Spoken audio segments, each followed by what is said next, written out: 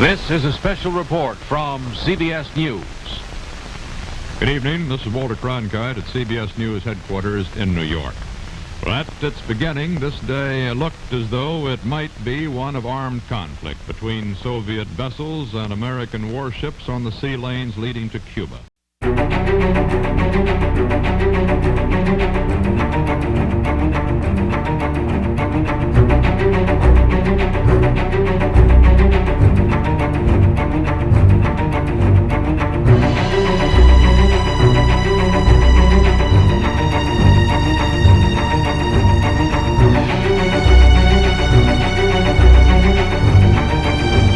While most know about the roles of John F. Kennedy, the President of the United States, and Nikita Khrushchev, the Premier of the Soviet Union, few have ever heard of a fearful but courageous man who dared not to follow procedure in order to save the world from nuclear war. The little-known but heroic actions of Vasily Arkhipov were directly responsible for giving President Kennedy and Premier Khrushchev a way out of nuclear war. This is the story about the man who saved the world by making a smart but risky decision. This would have happened if he made the wrong decision.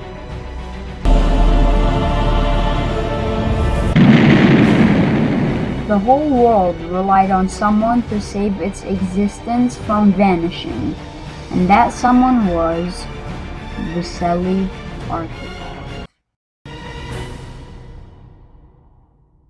On October 1st, 1962, 4 Russian subs, which were the B-59, B-4, B-36, and the B-130, set sail from Saida Bay, Russia, in the Black Sea to Mariel Bay, Cuba.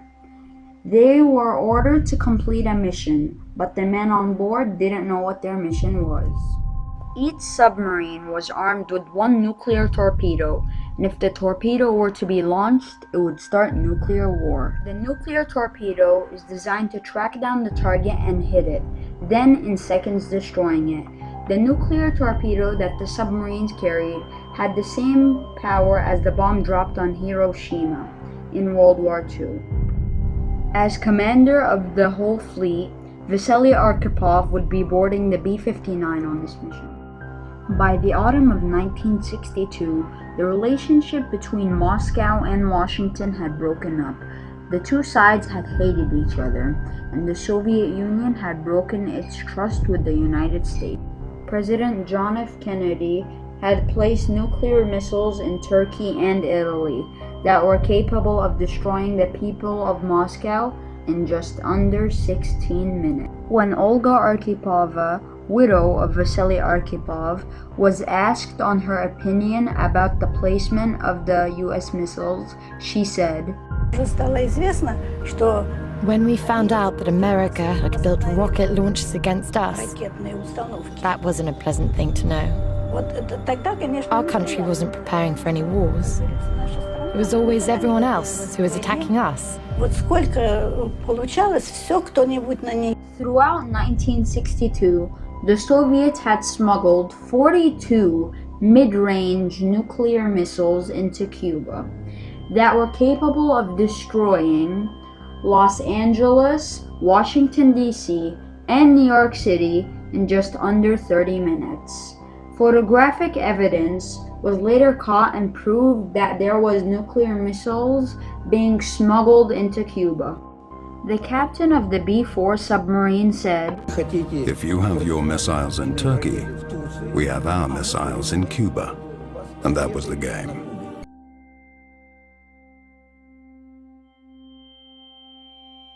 Back in Russia, the submarines raised their anchors to start their journey.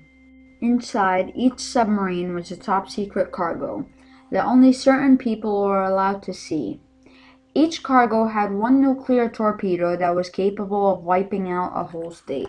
The nuclear torpedo can only be launched if both the submarine's captain and political officer were both in it. The submarine's captain and political officer each have 1/2 of a key. That, when joined, will unlock the firing mechanism. A signal would then be transmitted to the torpedo bay. On the journey, each submarine had an envelope that says the journey destination, the orders, and their timetables. The envelope was to be opened by the captain only when they were out at sea. Under their orders, the submariners will travel 7,000 miles from the safety of the Arctic Ocean, past Scandinavia and Iceland, south into the Caribbean, where they will reinforce the secret Soviet forces in Cuba. On October 14th, the weather conditions start to change. Hurricane Ella begins to form in the Caribbean. The waves were going up to 5 to 7 meters, and the wind was making it even worse.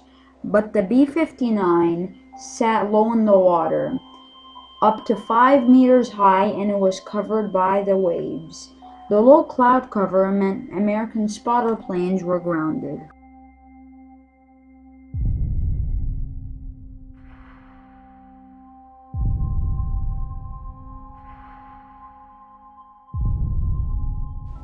Then on October 15th, Moscow finally made contact. They have new orders. The submarines had to hold their position in the Sargasso Sea until they got new instructions, but more time at sea meant a bigger chance of getting spotted. On October 22nd, 1962, at 7 p.m., President John F. Kennedy went on a televised broadcast to the nation and said, "But now further action is required, and it is underway, and these actions may only be the beginning. We will not prematurely or unnecessarily risk the course of worldwide nuclear war." President John F. Kennedy also said, Seventh and finally, I call upon Chairman Khrushchev to halt and eliminate this clandestine, reckless, and provocative threat to world peace. On that same day, President John F. Kennedy ordered a ring of ships to surround Cuba and the Caribbean to stop any more flow of Soviet weaponry. President John F. Kennedy also increased America's defense readiness condition from Defcon 4 to Defcon 3 for the first time in history. Below the waters, the submarines had been away from home for 3.5 weeks. They felt isolated and abandoned by the Russian Naval Command. The radio operator of the B-59, Vadim Orlov, listened in on Miami radio stations.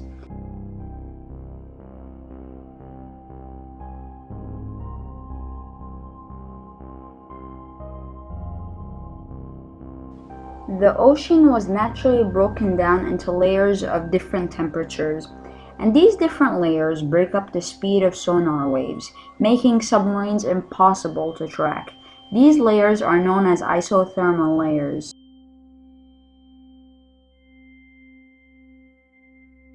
On October 24, 1962, Kennedy pushed America's war readiness alert to Defcon 2, and according to these ratings, the next stop was nuclear war. In the warm waters of the Sargasso Sea, the temperature inside the submarine went up and the air conditions stopped working. Finally, the USS Coney, one of the destroyers hunting for the submarine, makes contact with the B-59.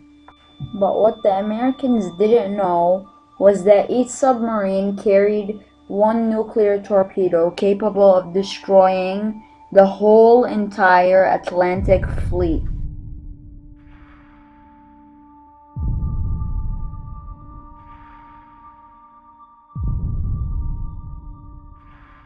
The men on board the B-59 are frightened and confused. With no new orders from Moscow for over a week, the B-59 has no idea that depth charges are meant as a warning. Vasily Arkhipov had to stop this action, because he knew this was an act of madness. If he had fired the nuclear missile, both sides would have reacted and fired at each other, which would have caused the end of the world eventually.